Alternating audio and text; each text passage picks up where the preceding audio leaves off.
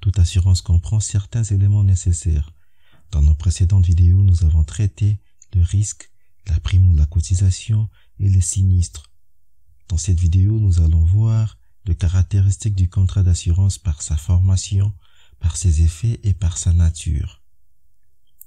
1. La formation du contrat d'assurance. Le contrat d'assurance est un contrat consensuel. C'est un contrat formé par consensus parce que l'assurance nécessite la rencontre d'une offre et d'une acceptation de la part de l'assureur et de l'assuré, sauf exception de l'assurance automobile. Si l'écrit est exigé, ce n'est qu'un mode de preuve du contrat dont la conclusion est parfaite dès l'accord de parties. 2. Les effets du contrat d'assurance. Le contrat d'assurance est un contrat synallagmatique à exécution successive. C'est un contrat synallagmatique dans la mesure où il crée des obligations réciproques entre l'assureur et les souscripteurs. Chacun se voit créancier et débitaire en même temps. Donc, si l'un d'entre eux n'exécute pas son engagement, l'autre partie peut s'abstenir à exécuter son obligation jusqu'à l'exécution de l'obligation corrélative du débiteur. Et en cas d'impossibilité d'exécution totale ou partielle, les créanciers peuvent demander la résiliation judiciaire du contrat d'assurance et des dommages et intérêts. Un contrat à exécution successive. Il faut savoir que le contrat d'assurance est un contrat successif qui demande un acte du temps pour son exécution, plus précisément dans un futur inconnu, qui conforte le caractère aléatoire. La garantie est prévue pour une durée soit longue, ce qui implique le paiement annuel de la prime. 3. La nature du contrat d'assurance. Le contrat d'assurance est un contrat d'adhésion. À titre onéreux, aléatoire, c'est aussi un contrat de consommation.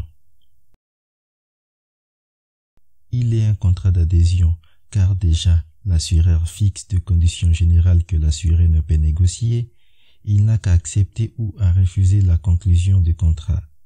Toutefois, il a le droit de négocier avec l'assureur les conditions particulières du contrat. En raison de la gravité de ces déséquilibres entre le parti au contrat d'assurance, le législateur et le juge interviennent pour la protection de l'assuré contre les clauses illicites et illégales. Grâce au texte de loi, l'interprétation et le pouvoir de modification dont disposent les juges lors de l'interprétation du contrat. Il est un contrat à titre onéreux, tout simplement parce que dans un contrat d'assurance, le souscripteur doit toujours payer le prix de la sécurité vendue par l'assureur.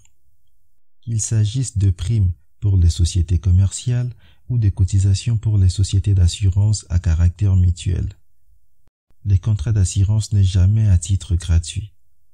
L'échange de règlements ou d'indemnisation subsiste toujours. Il est un contrat aléatoire parce que l'assureur et l'assuré ne savent pas ce qu'ils vont donner ou ce qu'ils vont prendre, car la garantie dépend de la survie d'un risque qui est accidentel et imprévisible. Il est un contrat de consommation, simplement parce que le code d'assurance est gouverné par la protection du consommateur qui est le souscripteur. Donc le contrat d'assurance est aussi un contrat de consommation. Pour aller plus loin, nous vous proposons quelques ouvrages de droit des assurances. Vous pouvez également visiter notre site internet www.jurestude.com. Je vous mets les liens dans la description de la vidéo. C'était les caractéristiques du droit des assurances. Si vous avez aimé cette vidéo, n'hésitez pas à liker et de la partager. Abonnez-vous pour être informé de nos prochaines vidéos.